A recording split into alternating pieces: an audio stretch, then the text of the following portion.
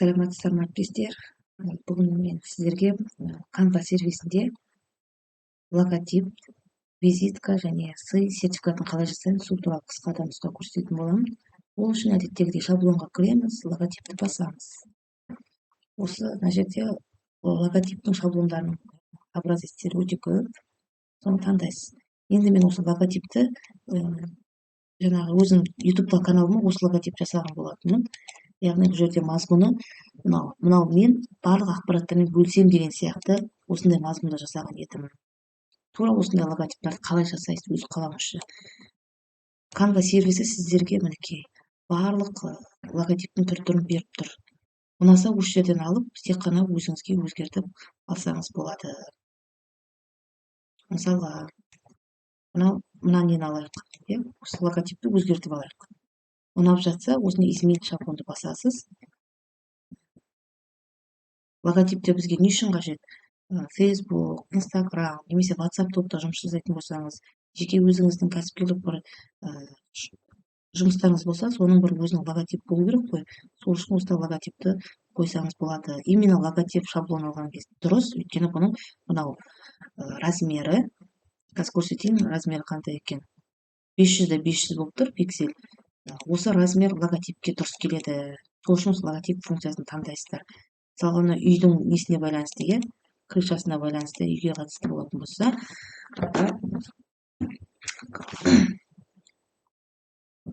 бұл жерге мысалға жөндеу жұмыстары ма, не болмаса бір атты таңдайсыз. Мысалы, жөндеу заттары ма деп жазып қойыңыз. Мына жерге алып тастасаңыз болады, артық болып жатса. Мінекей осындай логотип жасасаңыз болады. Немесе басқа өз компанияңыздың атын жазып қойсаңыз болады. Мысалға, отбасы банкі жасалады. Мына астына фонды өзгертсеңіз болады. Мысалы, қара түс ұнамай ма? Онда сіз басқа түсті таңдап, мысалы, серый қылып өзгертуіңіз керек, көк қылып, осындай түстерді өзіңіз өзгерте аласыз. Мінекей, осы логотип жасай аласыз. Сосын логотиптің түрлері өте көп. Мысалға, әріптермен жазатын болсаңыз, әріптермен былай жасауға болады. Мына жерде өзіңіздің атыңызды, өзіңіздің неңіз қоюыңызға болады. Мына жерде көрсетем, текстке барасыз, сол үшін текстке барып, добавить текст более осы жерге мкм деген мен өзімнің негізі көп жерде осы мкм деген пайдаланамын, өйткені өзімнің аты жөнім отчеством осымен байланысты, осы әріптермен, мысалы, Мадина Мәмбетбаева Конопьевна деген.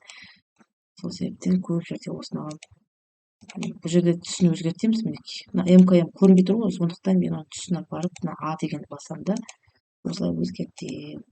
Осы мына жердегі шрифт тұр ғой, осыны да алып өзгертсем, мына өзі автоматически осылай қисайып жазылады. Өздеріңіз де осылай ұнаған логотипті жасай аласыздар. Енді келесі бізде визитка жасайық. Ол үшін істейміз, қайтадан шаблоныға барасыз, визитки деген тұр. Визитканы да қазіргі таңда негізі қажет ол. Өйткені әр адамның өзінің айналысатын жұмыстары болады. Мысалы, сіздің көрсететін қызметіңіз болуы мүмкін, қосымша. Сол үшін ол визиткалар жасап қойғаныңыз дұрыс болады. Мына визитканың өзі размері болады ғой, шағын. Соған байланысты сіз де өз визиткаңызды дайындап қойсаңыз болады. Мына жерде тоже образецтер өте көп. Соның біреуін таңдасаңыз болады. Нені көрсетуге болады? Мына жерде қарайық, қандай нелер бар. Мына ала берейін. Осы шаблон ұнады маған. Бұл шаблон екі неден тұрады. Мынау алдыңғы беті, мынау артқы жағы. Сондықтан осы изменить шаблонды басып жібереміз. Осыны басқаннан кейін тек қана мына жерде маған фоны бәрі ұнап тұр. Мына жерін мен өзгерте салам.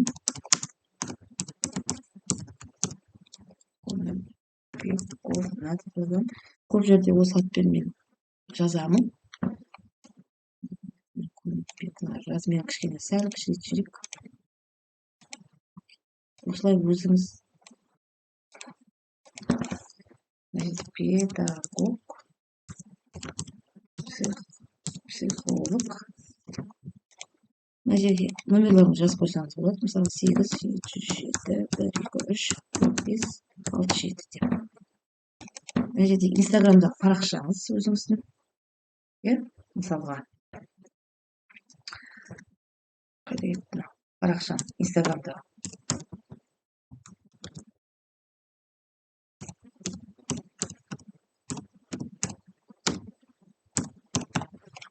Парақшамыз, мысалы мекен-жай жазуға болады.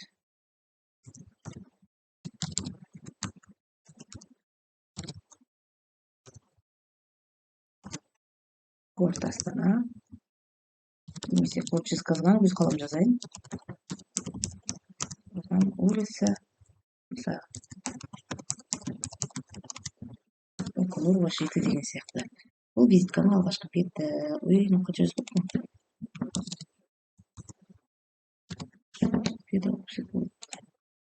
Мынада кішкене настройкасын былай жасауыңыз болады, ортасына қарай қойып. Компанияның аты, мысалға.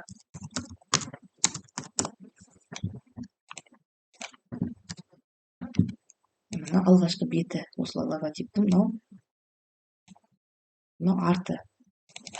Енді бұны да өйстіп жазуға болады. Артық болса алып тастайсыз. Мінекей. Басы, арты. Енді осыны поделиться етіп, скачать. Бұны біз жүктеп сақтаймыз. Бұны жүктеп аламыз. Сосын жүктеп алған нені принтерге салған кезде артына алдына шығарып алсаңыз болады. Бұның да форматын қазір көрсетемін. Мінекей 8,5 сантиметр болып тұр екен. Мінекей осындай форматта шығады мына дүние. Осындай дүниелерді жасауға болады. Мына артқы жағы, мынау алдыңғы жағы. Енді бұны бітірдік. Енді біз не жасап көрейік? Сый сертификаты, сертификатты өзіңіз, мысалға, бір акция ма, ұйымдастырып жатсыз, соған байланысты жасауыңызға болады. Ол үшін шаблонға барамыз, подарочный сертификатты басамыз. Мысалға, өзіңіз жасауыңызға болады.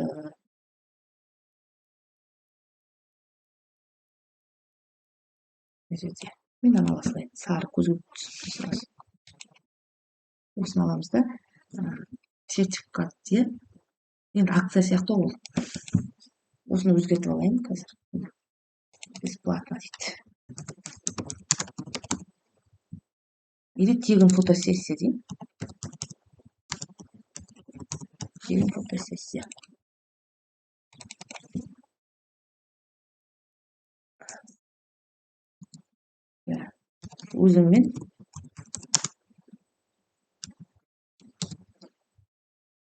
Өзіңмен бір құрбыңды алып кел.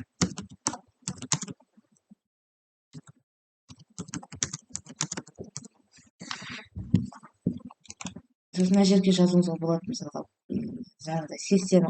фотосессияның уақыты 1 сағат деген сияқты жазуыңызға болады. Қажет болса, номеріңізді барын осы жерге жазуға болады, өзіңіздің фантазияңызға байланысты. Енді қосымша бір құрбыңды ала кел дегенде, ол құрбысын алып келеді, ол тағы бір-біріне хабар береді деген сияқты акцияларды осындай әртүрлі жасасаңыз болады. Мынау условиясы. Оны былай жасауға болады негізі. Біріншісіне тегін фотосессия деп, осыны жаңа условиясы тұр ғой, сол жерге алып барып, мынаны копировать, аяқтың шықсылай. Условиясына өзіңіз жаңағы несін қойсыз ғой, шарттарын айтып, шарттарын жазасыз осы жерге. Тегін фотосессияны жасау үшін шартты. Осы жерге жаңағыдай түсініктеме бересіз.